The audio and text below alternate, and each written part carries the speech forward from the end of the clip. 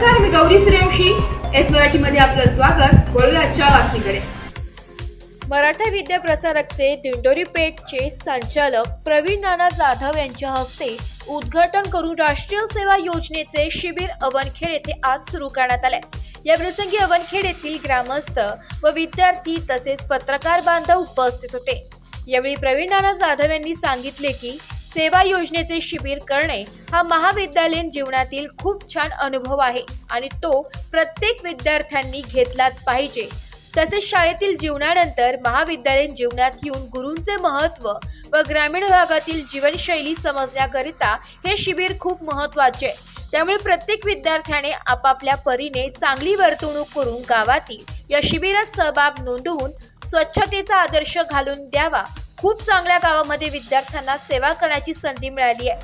या संधीचा सर्वांनी लाभ घ्यावा व शिक्षकांना सहकार्य करावे असे प्रवीण जाधव यांनी सांगितले.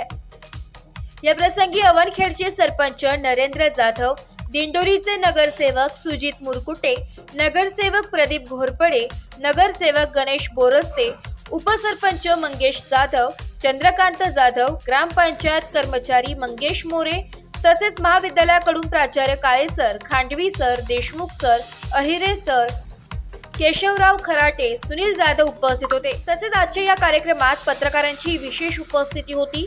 विशेष करून दिंडोरी पत्रकार संघाचे संस्थापक संतोष कथार सर, एस मराठी न्यूजचे संपादक संदीपजी गुंजा, लोकमतचे भगवानराव गायकवाड व विदर्भ न्यूजचे बाबूजी चव्हाण, श्रीराम देवकर हे उपस्थित होते.